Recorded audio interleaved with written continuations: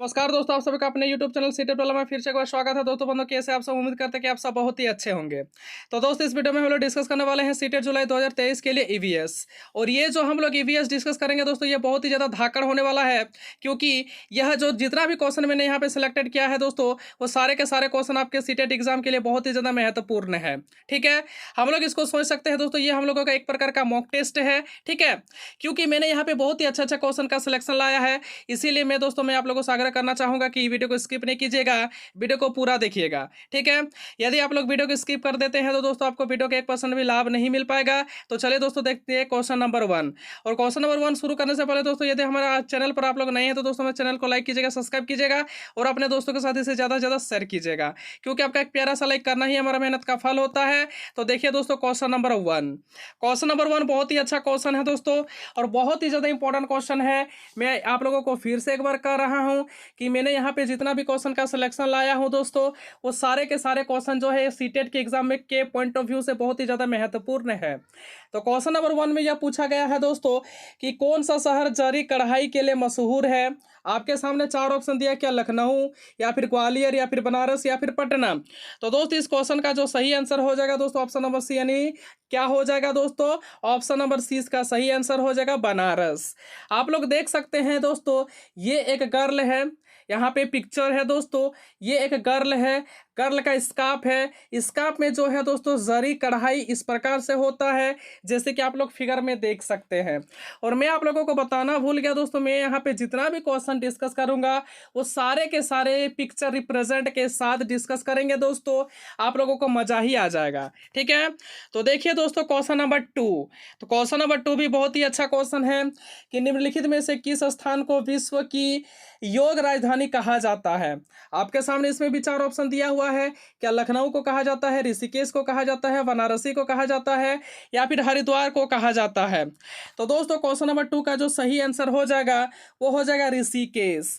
ठीक है, ऋषिकेश एक ऐसा शहर है जिसको हम लोग विश्व की योग राजधानी के नाम से जानते हैं। ठीक है, तो क्वेश्चन नंबर 2 भी आप लोगों को क्लियर है दोस्तों। देखिए पिक्चरियल रिप्रेजेंट के साथ क्वेश्चन को समझना बहुत ही आसान हो जाता है और बहुत ही इंटरेस्ट भी लगता है। ठीक है, तो देखिए दोस्तों अगला प्रश्न क्वेश्चन नंबर 3। तो क्वेश्चन नंबर 3 बहुत ही अच्छा क्वेश्चन है, क्योंकि आपको पता होना चाहिए कि आपके सीटेट के एग्जाम में चिपको आंदोलन से क्वेश्चन देखने को मिला था दोस्तों, और हर एक एग्जाम में चिपको आंदोलन से क्वेश्चन पूछा जाता है आपके सीटेट के एग्जाम में। तो क्वेश्चन क्या है जरा देखिए, चिपको आंदोलन किस राज्य से संबंधित है। आपके सामने इसमें भी 4 ऑप्शन दिया है। ठीक है, और हुब टू हुब इसी प्रकार से क्वेश्चन रहेगा आपके एग्जाम में भी, आपके सामने क्वेश्चन रहेगा, उसके सामने 4 ऑप्शन दिया हुआ रहेगा, आपको चूज करना है कि कौन वाला ऑप्शन सही है। जो वाला ऑप्शन आपका सही है उसी में आपको टिक लगाना है। तो देखिए क्वेश्चन नंबर 3 क्या है ना, चिपको आंदोलन किस राज्य से संबंधित है। तो क्या इसका आंसर उत्तराखंड होगा, क्या बिहार होगा या फिर वाराणसी होगा या फिर हरिद्वार होगा। तो इस क्वेश्चन का सही आंसर क्या हो जाएगा, ऑप्शन नंबर ए उत्तराखंड। क्या हो जाएगा, उत्तराखंड हो जाएगा। ठीक है, यहां से क्वेश्चन देखने को मिला था दोस्तों आपके सीटेट के एग्जाम में कि चिपको विमेन के नाम से किसे जाना जाता है, या फिर चिपको आंदोलन के नेतृत्व किसने किया था। ठीक है, या फिर चिपको आंदोलन की शुरुआत कब हुई थी। ये तीनों का तीनों क्वेश्चन दोस्तों आपके सीटेट के एग्जाम में पूछ चुका हुआ है। ठीक है, मतलब पूछा हुआ क्वेश्चन है। तो चलिए फटाफट एक एक करके मैं आंसर दे देता हूं। चिपको आंदोलन के नेतृत्व करने वाले व्यक्ति का नाम था सुंदरलाल बहुगुणा। अगर हम बात करें चिपको विमेन के नाम से किसे जाना जाता है तो गौरा देवी। ठीक है, अब उसको गौरा देवी को ही क्यों जाना जाता था, क्योंकि महिला नेतृत्व करने वाली वही थी, गौरा देवी। ठीक है, और चिपको आंदोलन की शुरुआत कब हुई थी तो 1973 को हुआ था। कब हुआ था, 1973 को हुआ था। और ये तीनों क्वेश्चन आपका पूछा हुआ है। ठीक है, और ये रहा दोस्तों आपका चौथा क्वेश्चन कि चिपको आंदोलन किस राज्य से संबंधित है। ये भी क्वेश्चन पूछने के चांसेस जो है वो 110% है। ठीक है, अगला प्रश्न देखें दोस्तों, तो देखिए क्वेश्चन नंबर 4। तो किस रोग के संक्रमण से डॉक्टर रोगियों को गुड़, आंवला और हरी पत्तियों वाली सब्जी खाने की सलाह देती है। आपके सामने 4 ऑप्शन दिया है, 4 ऑप्शन में चूज करना है कि कौन वाला ऑप्शन आपका सही होगा। क्या ऑप्शन नंबर ए सही है, क्या बी सही है, क्या सी सही है या फिर डी सही है। तो मैं आपको बताना चाहूंगा कि क्वेश्चन नंबर 4 का सही आंसर हो जाएगा ऑप्शन नंबर डी, एनीमिया। ठीक है, अगर कोई मान के चलते हैं व्यक्ति जो है एनीमिया का शिकार है तो डॉक्टर उसको क्या सलाह देते हैं, गुड़ खाइए, आंवला खाइए और हरी पत्तियों वाली सब्जी खाइए। ठीक है, तो दोस्तों हम लोग क्वेश्चन नंबर 4 तक डिस्कस कर लिए। यहाँ तक आप लोगों को समझने में किसी प्रकार का कोई दिक्कत? हमें लगता है कि किसी प्रकार का कोई दिक्कत नहीं होना चाहिए। तो चलिए दोस्तों देखिए क्वेश्चन नंबर 5। क्वेश्चन नंबर 5 भी बहुत ही अच्छा क्वेश्चन है और ये सीटेट के एग्जाम में पूछा हुआ क्वेश्चन है, ठीक है। क्योंकि आपको पता ही होना चाहिए कि आपके सीटेट के एग्जाम में पेड़ पौधे से संबंधित भी क्वेश्चन पूछे जाते हैं। आपके सीटेट के एग्जाम में पक्षियों से संबंधित क्वेश्चन पूछे जाते हैं, ठीक है, कीटों से पूछे जाते हैं। ये सारे टॉपिक से क्वेश्चन पूछे जाते हैं आपके सीटेट के एग्जाम में। तो क्वेश्चन में पूछा गया कि निम्न में से कौन सा पौधा कीटों को अपने जाल में फंसाता है और खा जाता है। तो आपके सामने 4 ऑप्शन दिया है, क्या इसका आंसर कैक्टस होगा या फिर अमरबेल होगा या फिर घटपर्णी होगा या फिर लास्ट वाला ऑप्शन सही होगा, इनमें से कोई नहीं। तो आप लोग यहाँ पे फिगर के माध्यम से देख सकते हैं ये एक पौधा है और यहाँ पे देख रहे हैं कि यहाँ पे एक इंसेक्ट है। इंसेक्ट का मतलब क्या हुआ? कीट या फिर कीड़ा, ठीक है। अब ये कीड़ा क्या करेगा दोस्तों, इसके अंदर जैसे ही घुसेगी, ठीक है, इसके अंदर जैसे ही घुस जाएगी तो देख रहे हैं ये जो पौधा का ढक्कन है ये ढक्कन को बंद कर देता है, ठीक है। और ये जो कीड़ा है उसी के अंदर में फंस जाता है और मर जाता है और ये पौधा क्या करता है, उसका भक्षण कर लेता है, उसको खा लेता है, ठीक है। तो वह पौधा का क्या नाम है? उस पौधा का नाम है घटपर्णी। तो इसलिए क्वेश्चन नंबर 5 का सही आंसर क्या हो जाएगा? ऑप्शन नंबर सी यानी घटपर्णी इसका सही आंसर है, ठीक है। समझ में आई बात? हमें लगता है कि आप लोगों को समझ में आ गया होगा। तो आगे चलें क्वेश्चन नंबर 6। क्वेश्चन नंबर 6 में पूछा गया कि पृथ्वी का अपमार्जक किसे कहते हैं? जीवाणु एवं कवक दिया है फर्स्ट वाला ऑप्शन में, नंबर 2 जानवर दिया है, नंबर सी पक्षी दिया है, नंबर डी मृदा एवं जल दिया है। आपको यहाँ से बताना है कि कौन वाला ऑप्शन यहाँ पे सही है। तो दोस्तों पृथ्वी का अपमार्जक कहा जाता है जीवाणु और कवक को। किसको? जीवाणु और कवक को कहा जाता है। और यह क्वेश्चन जो है दोस्तों आपके सीटेट के एग्जाम में हर बार रिपीट किया जाता है। इस क्वेश्चन को कम मत आकिएगा, ये क्वेश्चन बहुत ही ज़्यादा इंपॉर्टेंट है। तो मैं आप लोगों से आग्रह करना चाहूँगा ये क्वेश्चन को रट जाइएगा, ठीक है। तो क्वेश्चन नंबर 6 का सही आंसर क्या हो जाएगा? जीवाणु एवं कवक हो जाएगा। अगला प्रश्न देखिए क्वेश्चन नंबर 7। तो क्वेश्चन नंबर 7 में हाथी से संबंधित क्वेश्चन पूछा है और आपको पता ही होना चाहिए कि आपके सीटेट के एग्जाम में जो है हाथी से संबंधित भी क्वेश्चन पूछे जाते हैं। अर्थात कहने का मतलब हुआ कि जानवर से संबंधित भी क्वेश्चन पूछे जाते हैं, ठीक है। तो हाथी से सबसे अधिक पूछा जाता है दोस्तों जानवर में से अगर देखा जाए तो। उसके बाद बाघ से भी पूछा जाता है, स्लॉथ जानवर से भी पूछा जाता है, भालू से कभी कभार पूछ लिया जाता है दोस्तों। तो देखिए क्वेश्चन नंबर 7 क्या है? हाथियों की पल्स रेट क्या होती है या फिर कितनी होती है? आपको पता होना चाहिए कि पल्स रेट क्या होता है। ये रहा आपके सामने हाथी, आपको देख करके कुछ तो पता लगेगा नहीं कि इसका पल्स रेट कितना होता है। तो आपके सामने 4 ऑप्शन दे दिया है, 4 ऑप्शन में आपको चूज करके बताना है कि कौन वाला ऑप्शन इसका सही होगा। तो इस क्वेश्चन का जो सही आंसर हो जाएगा ऑप्शन नंबर ए, 27 बीट प्रति मिनट जो होता है हाथियों की पल्स रेट होती है, ठीक है। 1 मिनट में 27 बीट बार क्या होता है, उसका पल्स जो है वो क्या करती है, उस धक धक धक। देखिएगा दोस्तों कि हम लोग जब मनुष्य के पल्स को चेक करते हैं तो एक गजब ही फ्लो होता है ब्लड का, ठीक है। तो उसी प्रकार का हाथियों का भी होता है, ठीक है। मैं आप लोगों से यहाँ से क्वेश्चन पूछना चाहूँगा कि मनुष्यों की पल्स रेट कितनी होती है। मैं आप उम्मीद करता हूँ कि इस क्वेश्चन का आंसर आप लोग कमेंट बॉक्स में जरूर दीजिएगा। अगला प्रश्न देखिए क्वेश्चन नंबर 8। तो खीरा का लता किस प्रकार के लता का उदाहरण है? ये भी क्वेश्चन बहुत ही अच्छा है। आप लोग यहाँ पे फिगर में देख सकते हैं ये खीरा का जो है लता है, ठीक है। तो यहाँ पे ऑप्शन में दिया है क्या विरफी लता होगी या फिर मूसला जड़ लता होगी या फिर आरोही लता होगी या फिर विसर्पी लता होगी। आपको चूज करके बताना है दोस्तों। तो फटाक से बताइए तो इस क्वेश्चन का आंसर क्या हो जाएगा? तो इस क्वेश्चन का आंसर हो जाएगा लास्ट वाला ऑप्शन, विसर्पी लता, ठीक है। खीरा का जो लता होता है वो विसर्पी लता का एक उदाहरण है, उसमें विसर्पी लता पाया जाता है, ठीक है। तो दोस्तों हम लोग क्वेश्चन नंबर 8 तक डिस्कस कर लिए। यहाँ तक आप लोगों को समझने में किसी प्रकार का कोई दिक्कत? हमें लगता है कि किसी प्रकार का कोई दिक्कत नहीं होना चाहिए। तो चलिए दोस्तों देखिए क्वेश्चन नंबर 9। क्वेश्चन नंबर 9 भी बहुत ही अच्छा क्वेश्चन है कि कौन सी पक्षी अपना घोंसला ऊंची डाल पर बनाती है। ये आपके सीटेट के एग्जाम में पूछा हुआ क्वेश्चन है। तो मैं आप लोगों से आग्रह करूंगा ये क्वेश्चन को रट जाइएगा। आपके सामने ऑप्शन दिया, क्या शकरखोरा बनाती है या फिर कालचिड़ी बनाती है या फिर कौवा बनाती है या फिर तीनों में से ऑप्शन कोई वाला सही नहीं है। तो मैं आपको बताना चाहूंगा कि ये वाला जो सही आंसर हो जाएगा वो हो जाएगा ऑप्शन नंबर सी, यानी इसका सही आंसर क्या हो जाएगा? कौवा जो होती है वह अपना घोंसला ऊंची डाल पर बनाती है, ठीक है। आप लोग यहाँ पे फिगर में भी देख सकते हैं, ठीक है। अगला प्रश्न देखिए क्वेश्चन नंबर 10। तो क्वेश्चन नंबर 10 में पूछा गया क्वेश्चन क्या है कि नीचे दिए गए कौन सा समूह जड़ों का है। आपके सामने चार ऑप्शन दिया है ए बी सी और डी। आपको चूज करके बताना है कि कौन वाला ऑप्शन आपका सही होगा। तो इस क्वेश्चन का जो सही आंसर हो जाएगा दोस्तों वो हो जाएगा गाजर, चुकंदर और मूली, यानी ऑप्शन नंबर ए इसका सही आंसर है। ठीक है, ऑप्शन नंबर ए इसका क्या हो जाएगा, सही आंसर हो जाएगा क्वेश्चन नंबर 10 का। ठीक है, तो दोस्तों हम लोग क्वेश्चन नंबर 10 तक डिस्कस कर लिए। उम्मीद है दोस्तों यहाँ तक आप लोगों को समझने में किसी प्रकार का कोई दिक्कत नहीं हुआ होगा।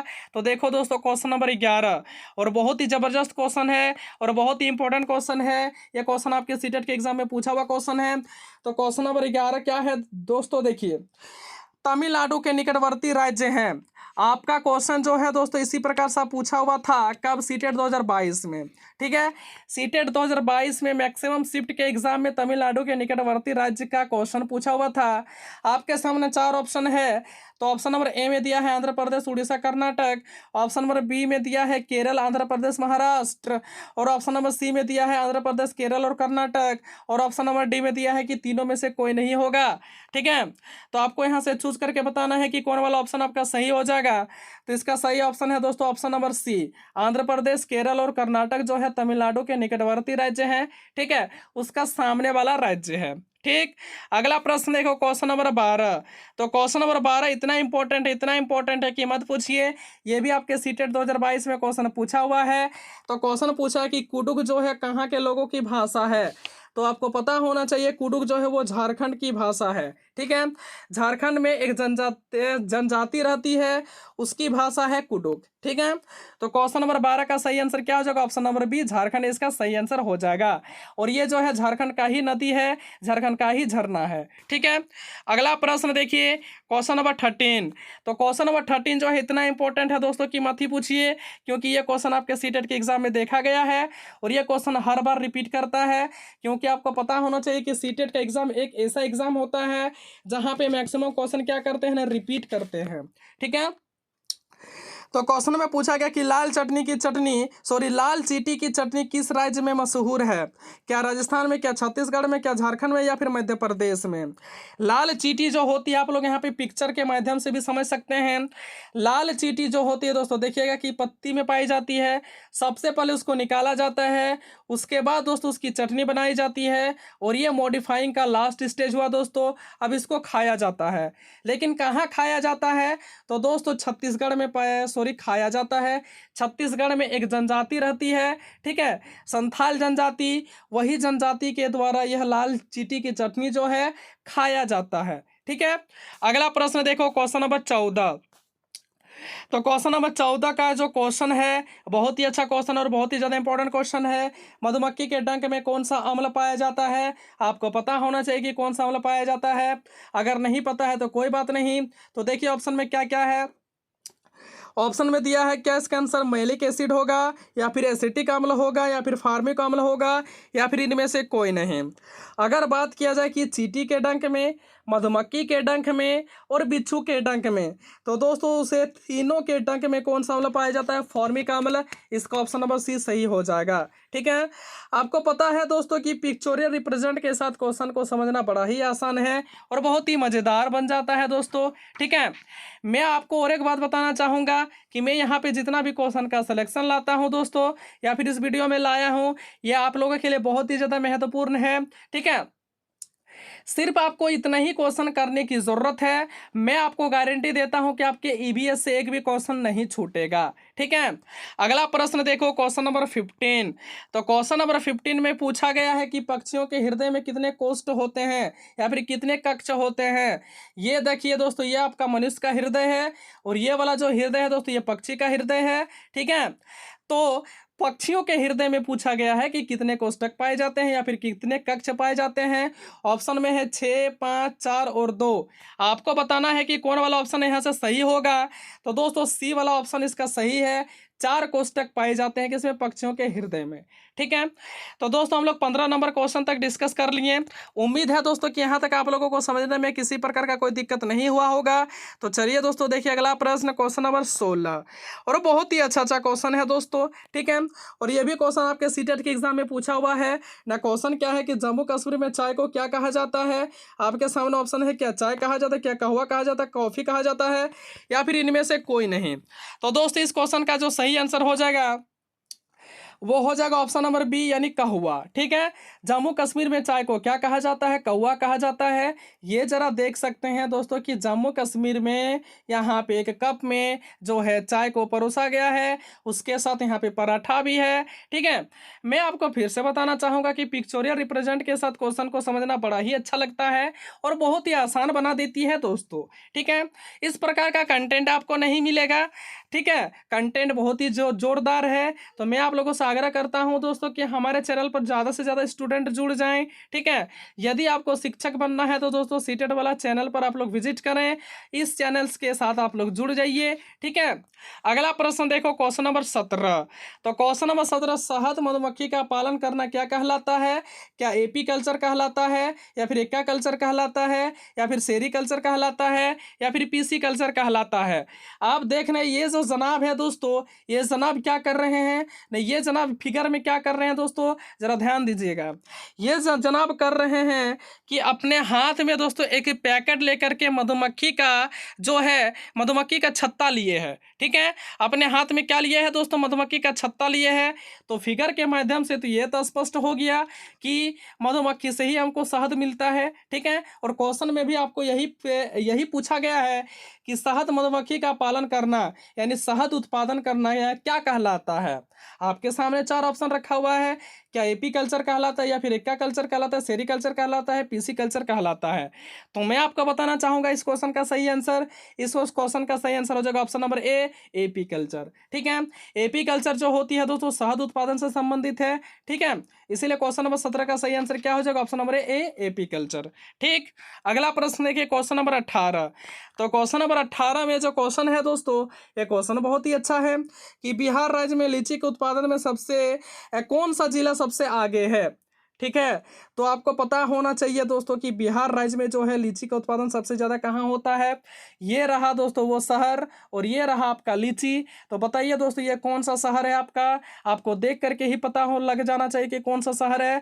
तो ये कौन सा शहर है दोस्तों ना, मुजफ्फरपुर। ठीक है, मुजफ्फरपुर में जो है दोस्तों एक ऐसा स्थान है जहाँ पर लीची की खेती सबसे अधिक होती है। और ये मुजफ्फरपुर कहाँ है ना, बिहार में स्थित है। कहाँ पर ना, बिहार में स्थित है दोस्तों। ठीक है, अगला प्रश्न देखिए, क्वेश्चन नंबर 19। क्वेश्चन नंबर 19 में पूछा गया कि कौन सा पक्षी मरे हुए जानवर को खाकर पर्यावरण को साफ रखता है या फिर स्वच्छ रखता है। आप लोग फिगर में देख सकते हैं, फिगर के माध्यम से ही आप लोगों को समझ में आ गया होगा कि इस क्वेश्चन का सही आंसर क्या होगा। तो देखिए आपके सामने ऑप्शन दिया है चील, गिद्ध, कौवा और मैना। तो इस क्वेश्चन का सही आंसर जाएगा दोस्तों ऑप्शन नंबर बी के साथ, यानी गिद्ध इसका सही answer, sorry option number A के साथ जाएगा, यानी चील इसका सही आंसर हो जाएगा। ठीक है ना, इसका आंसर क्या हो जाएगा दोस्तों ना, चील इसका सही आंसर हो जाएगा। ठीक, अगला प्रश्न देखो, क्वेश्चन नंबर 20। क्वेश्चन नंबर 20 में क्या है कि पौधे के विभिन्न भागों के शिक्षण हेतु क्या आवश्यक है। आपके सामने ऑप्शन में दिया है, ऑप्शन नंबर ए पौधों का अवलोकन, ऑप्शन नंबर बी पाठ्य पुस्तक, या फिर श्यामपट्ट, या फिर पौधे का चित्र। तो दोस्तों इस क्वेश्चन का सही आंसर क्या हो जाएगा, आपको पौधे के विभिन्न भागों का शिक्षण करना है तो इसके लिए आपको ज़रूरी है कि पौधे का ऑब्जर्वेशन किया जाए। ठीक है, यहाँ पे जैसे कि फिगर में भी आप लोग देख पा रहे हैं, आपको क्या करना होगा, पौधे का आपको ऑब्जर्वेशन करना होगा। ठीक है, तो दोस्तों इस क्वेश्चन का सही आंसर क्या हो जाएगा, ऑप्शन नंबर ए इसका सही हो जाएगा। अगला प्रश्न देखो दोस्तों, क्वेश्चन नंबर 21 और इस वीडियो का लास्ट क्वेश्चन नंबर 21 में पूछा गया कि कौन सा विटामिन पानी में घुलनशील होता है। ऑप्शन में दिया हुआ क्या विटामिन ई होगी, विटामिन के होगा, विटामिन बी होगा, विटामिन ए होगा। तो यहाँ पे देखिए दोस्तों जितना भी विटामिन जो है वाटर सोलुबल है यहाँ पे लिखा हुआ है। तो फिगर के माध्यम से तो आप लोगों को समझ में आ गया होगा कि इस क्वेश्चन का सही आंसर क्या होगा।